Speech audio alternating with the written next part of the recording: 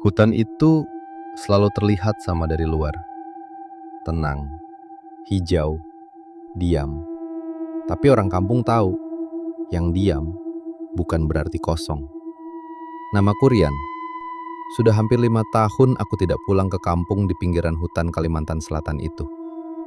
Bukan karena lupa, tapi karena ingin melupakan. Namun malam itu, aku kembali. Dan aku tidak tahu, keputusan itu akan jadi awal dari sesuatu yang tidak bisa aku hentikan.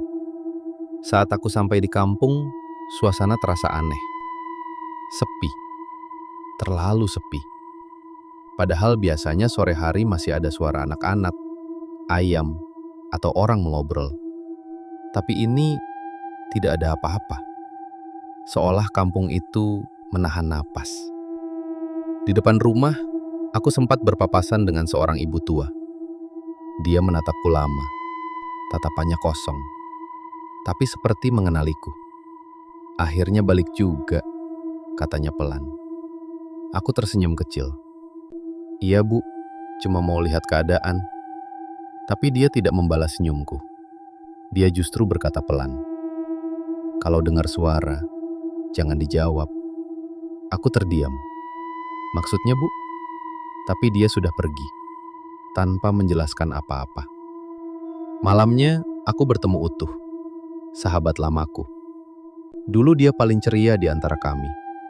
Tapi sekarang, wajahnya pucat, matanya cekung, dan senyumnya terasa asing. Kamu akhirnya balik juga, Ri, katanya. Aku duduk di depannya. Kamu kenapa? Kelihatan beda. Utuh tertawa pelan, tapi tawanya tidak hangat. Aku lagi butuh kamu. Belum sempat aku jawab, Dika datang. Wajahnya tegang. Ri, jangan ikut-ikutan dia. Aku bingung. Ikut apa? Utuh menatapku dalam, lalu berbisik. Ada cara cepat buat kaya. Aku menghela napas. Mulai lagi kamu. Tapi kali ini nada suara Utuh berubah. Lebih serius. Lebih gelap. Kita cari rambutnya. Rambut apa? Utuh mendekat. Hampir berbisik di telingaku. Rambut anak Sima. Suasana langsung terasa dingin. Dika langsung berdiri. Jangan tuh, itu bukan mainan. Tapi Utuh hanya tersenyum. Kamu mau terus miskin? Akhirnya, entah kenapa, aku ikut. Mungkin karena penasaran. Mungkin karena bodoh. Atau mungkin karena semuanya memang sudah ditakdirkan. Sebelum masuk hutan, kami menemui seorang lelaki tua di kampung. Dia dikenal sebagai orang yang tahu banyak tentang hal-hal gaib. Dia hanya melihat kami, lama sekali, lalu berkata, "Kalian mau cari mati?" Aku mencoba menjelaskan, tapi dia mengangkat tangannya. Kalau dengar bayi nangis, manggil Uma, jangan pernah diangkat. Malam itu, kami masuk ke hutan. Awalnya biasa saja. Langkah kaki kami pelan, hanya diterangi senter. Tapi semakin dalam, sesuatu berubah. Tidak ada suara binatang, tidak ada angin, tidak ada apa-apa. Hanya langkah kami dan napas kami sendiri. Aneh banget, bisikku. Dika langsung menjawab pelan. Aku gak suka ini. Tapi Utuh tetap berjalan. Seolah dia tahu kemana harus pergi. Dan kemudian kami mendengarnya. Tangisan. Pelan, lirih, tapi sangat jelas. Uma. Kami langsung berhenti. Jantungku berdegup kencang. Ri, bisik Dika. Itu suara apa? Aku tidak bisa jawab. Karena aku tahu itu bukan suara biasa. Tangisan itu terdengar lagi. Lebih dekat. Lebih jelas. Uma. Dika langsung mundur. Kita pulang aja. Ini gak benar. Tapi Utuh justru tersenyum. Kita sudah dekat, katanya. Kami mengikuti suara itu. Pelan, hati-hati, menembus semak-semak. Senter kami arahkan ke tanah. Dan di sana kami melihatnya. Seorang bayi, kecil, pucat, terbaring sendirian di tanah hutan. Tidak menangis, tidak bergerak, hanya menatap kami. Aku merasakan dingin menjalar ke seluruh tubuhku. Ini tidak masuk akal. Tidak mungkin ada bayi di tengah hutan, sendirian, malam hari. "Jangan," bisik Dika. "Jangan dekat." Tapi Utuh melangkah maju. Perlahan, seolah ditarik sesuatu. Bayi itu menggerakkan bibirnya. Pelan. "Uma." Aku menahan napas. Dan untuk pertama kalinya dalam hidupku, aku merasa benar-benar takut. Karena di saat itu, aku sadar satu hal. Kami tidak sendirian. Dan sesuatu sedang menunggu kami untuk mendekat. Kalau kamu pikir yang kami lihat malam itu hanya bayi biasa, kamu salah. Kami berdiri terpaku di tengah hutan. Di depan kami, bayi itu masih terbaring. Diam, matanya terbuka, menatap kami tanpa berkedip. "Jangan dekat," bisik Dika. Suaranya gemetar. Tapi Utuh, dia seperti tidak mendengar. Langkahnya pelan, mendekat. Seolah ada sesuatu yang memanggilnya. "Kasihan," katanya lirih. Aku langsung menahan lengannya. "Tuh, ini nggak masuk akal." Tapi Utuh menoleh padaku. Dan saat itu, aku sadar. Tatapannya sudah berbeda. Kosong. Seperti bukan dia lagi. Bayi itu kembali bersuara. Pelan, lembut, menusuk. "Uma." Suara itu bukan sekedar tangisan. Ada sesuatu di dalamnya. Seperti bisikan yang masuk ke kepala. Membuat hati terasa iba. Membuat pikiran jadi kabur. Dika tiba-tiba menutup telinganya. "Berisik, berhenti, berhenti," katanya panik. Aku mulai merasakan hal yang sama. Suara itu seperti memaksa. Memaksa untuk mendekat. Memaksa untuk mengangkatnya. Dan Utuh, dia menyerah. Perlahan, dia menggendong bayi itu. Detik itu juga, tangisan berhenti. Sunyi, total. Tidak ada suara. Tidak ada angin. Tidak ada apa-apa. "Tuh," panggilku pelan. "Turunin." Utuh tidak menjawab. Tubuhnya tiba-tiba kaku. Tangannya masih memeluk bayi itu. Erat. Terlalu erat. "Aku dingin," bisiknya. Lalu suara itu muncul. Krek. Pelan, tapi jelas. Seperti tulang yang retak. Dika langsung berteriak, "Rian, lihat itu!" Aku melihatnya. Dan sampai sekarang, aku berharap aku tidak pernah melihatnya. Tangan bayi itu berubah. Kulitnya menghitam, memanjang. Kukunya tajam seperti pisau. Perlahan masuk ke punggung Utuh. Utuh tidak langsung berteriak. Dia hanya membuka mulutnya, matanya membesar, air matanya jatuh. "Ri!" Suaranya pecah. "Tolong!" Aku ingin bergerak, tapi tubuhku tidak bisa. Seperti terkunci. Seperti ada sesuatu yang menahan. Bayi itu mulai tertawa. Tawa kecil, pelan, tapi bukan tawa manusia. Krek, krek, krek. Suara tulang utuh terus terdengar. Lalu, cerak. Tubuh Utuh tersentak keras. Darah menyembur dari punggungnya. Aku melihat sesuatu keluar dari tubuhnya. Jantungnya diambil. Bayi itu memegangnya, masih berdetak. Dika langsung lari sambil berteriak histeris. Aku akhirnya tersadar dan ikut lari. Kami tidak berhenti, tidak menoleh, tidak berani. Tapi di belakang kami, aku masih bisa mendengar suara itu. Tawa dan kunyahan. Pagi harinya, warga menemukan tubuh Utuh, terbaring di tanah hutan, sendirian. Punggungnya berlubang, jantungnya hilang. Orang-orang bilang itu serangan hewan, tapi aku tahu itu bukan hewan. Malamnya, aku tidak bisa tidur, karena suara itu ikut pulang bersamaku. Uma, pelan, dari luar jendela. Aku mencoba mengabaikan, menutup telinga, menutup mata. Tapi suara itu makin dekat. Uma, aku memberanikan diri melihat ke arah jendela. Dan di sana, aku melihat sesuatu kecil, berdiri, menatapku. Matanya sama seperti malam itu. Dan perlahan, ia tersenyum. Sejak kematian Utuh, kampung itu berubah. Bukan hanya aku yang merasakannya, semua orang. Malam pertama setelah kejadian itu, tidak ada yang berani keluar rumah.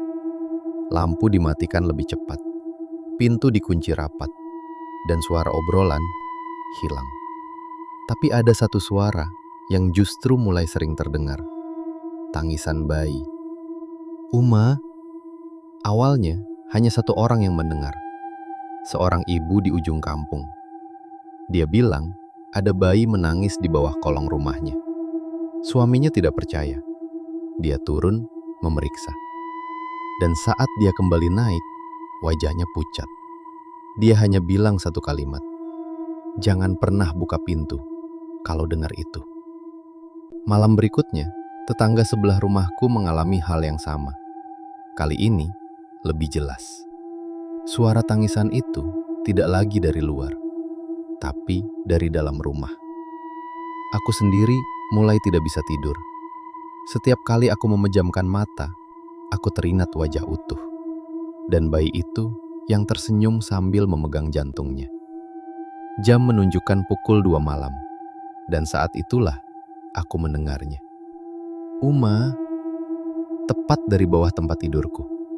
Tubuhku langsung dingin. Aku tidak berani bergerak. Tidak berani melihat ke bawah. Uma, suara itu pelan, memelas, seperti benar-benar butuh pertolongan. Tanganku gemetar. Aku hampir saja menunduk untuk melihat. Tapi tiba-tiba aku teringat kata orang tua itu. Jangan pernah diangkat. Aku menutup telingaku, memaksa diri untuk tidak bergerak. Dan suara itu perlahan berubah. Dari tangisan menjadi tawa. Pelan, dekat, tepat di bawahku.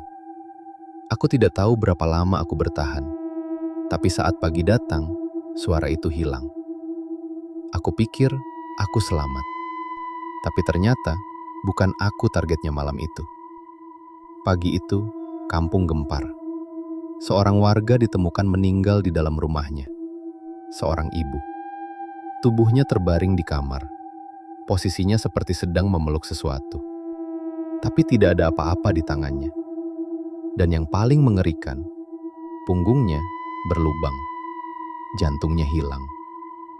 Orang-orang mulai panik. Beberapa keluarga memilih pergi dari kampung. Yang lain hanya bisa berdoa. Tapi teror itu tidak berhenti. Malam berikutnya, satu lagi korban. Lalu satu lagi. Semua dengan cara yang sama. Mendengar tangisan, merasa iba, mencari sumbernya, dan tidak pernah kembali. Dika datang ke rumahku. Wajahnya pucat. Matanya merah seperti tidak tidur berhari-hari. "Ri," katanya pelan. "Dia ikut kita pulang." Aku tidak menjawab, karena aku tahu itu benar. Dika duduk di lantai, tangannya gemetar. "Aku lihat dia," katanya. "Setiap malam, dia duduk di dadaku." Aku merinding. Dia bilang dia lapar. Tiba-tiba, tok, tok, tok. Suara ketukan dari pintu. Kami berdua diam. Tidak ada yang bergerak. Lalu, "Uma!" Suara itu tepat dari balik pintu. Dika langsung menutup mulutnya. Aku bisa merasakan jantungku hampir berhenti. "Uma!" Buka, tanganku perlahan mendekati pintu, seperti ditarik sesuatu. Sampai akhirnya, aku berhenti. Karena aku sadar satu hal. Kalau aku buka, mungkin aku tidak akan pernah menutupnya lagi. Teror itu sudah tidak bisa dihentikan. Setiap malam selalu ada tangisan, dan setiap pagi selalu ada yang mati. Kampung kami berubah jadi tempat yang dipenuhi ketakutan.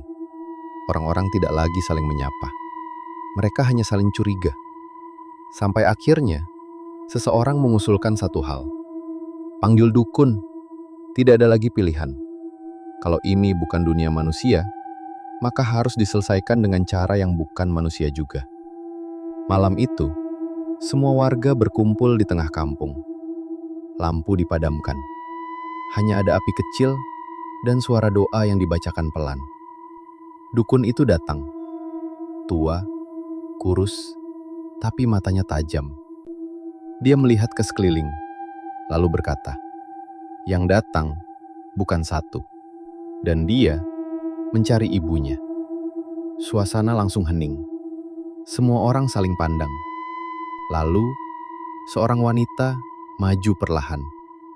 Wajahnya pucat, tubuhnya gemetar. Namanya Sari. Dia menangis sebelum bicara. "Aku yang membuangnya," katanya lirih. Semua orang langsung gaduh. Ada yang marah, ada yang tidak percaya. Sari jatuh berlutut. Tangisnya pecah. "Aku tidak punya pilihan. Aku takut. Aku malu." Dukun itu mengangkat tangannya. Semua kembali diam. "Kalau begitu," katanya pelan, "malam ini kita pertemukan." Udara tiba-tiba berubah dingin. Api kecil itu bergetar. Lalu, suara itu muncul. Uma. Tangisan itu lebih jelas dari sebelumnya. Lebih dekat, lebih nyata. Sari langsung menjerit. Air matanya tidak berhenti. "Anakku, maafkan ibu." Dari kegelapan, sesuatu muncul. Awalnya kecil, merangkak, dengan gerakan tidak wajar. Beberapa warga menutup mata. Beberapa mundur ketakutan. Tapi perlahan, sesuatu itu berubah. Kulitnya tidak lagi hitam. Tangannya tidak lagi panjang. Dan di depan kami, berdiri seorang anak kecil. Sekitar 3 tahun. Cantik, lugu. Matanya besar, penuh air mata. "Uma." Sari langsung berlari, memeluk anak itu erat, menangis sejadi-jadinya. "Maafkan ibu. Ibu salah. Ibu jahat." Anak itu diam, lalu perlahan membalas pelukan itu. Untuk pertama kalinya, tidak ada rasa takut, hanya sedih. Tapi, dukun itu tiba-tiba berteriak, "Jangan lama-lama." Suasana berubah lagi. Angin kencang datang tiba-tiba. Api padam. Dari balik kegelapan, muncul sosok tinggi, hitam, besar. Matanya menyala. Siluman takau. Semua orang langsung mundur.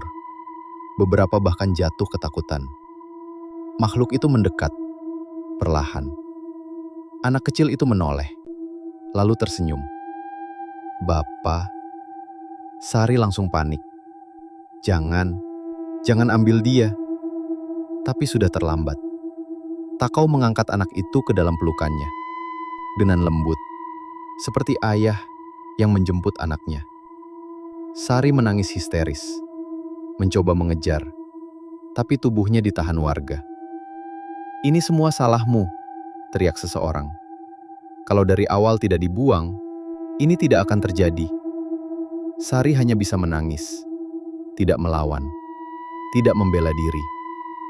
Takau berbalik, membawa anak itu menuju hutan. Sebelum menghilang, anak itu menoleh ke arah ibunya. Tersenyum. Senyum yang manis, sedih, dan damai. Namun dalam 1 detik, senyum itu berubah. matanya kosong, mulutnya melebar. Senyum itu menjadi sesuatu yang menyeramkan. Dan suara itu terdengar sekali lagi. Uma. Lalu mereka menghilang ke dalam hutan. Malam itu tidak ada yang mati. Tapi tidak ada juga yang merasa tenang. Karena semua orang tahu sesuatu itu tidak benar-benar pergi. Bukan sekedar cerita biasa. Kisah ini dipercaya berasal dari legenda lama yang berkembang turun-temurun di masyarakat Kalimantan Selatan. Tentang sosok anak Sima, hantu hutan, yang keberadaannya konon masih tersembunyi di dalam rimbunnya hutan yang gelap dan sunyi. Orang-orang tua dulu selalu mengingatkan, kalau kalian berada di hutan dan mendengar suara bayi menangis, jangan pernah mendekat. Karena katanya, kalau suaranya tak benar jauh, berarti dia sebenarnya dekat. Dan kalau suaranya tak benar dekat, berarti dia sedang menjauh. Tapi satu hal yang pasti, kalau kamu sudah mendengarnya, mungkin dia sudah melihatmu lebih dulu. Sekian cerita malam ini.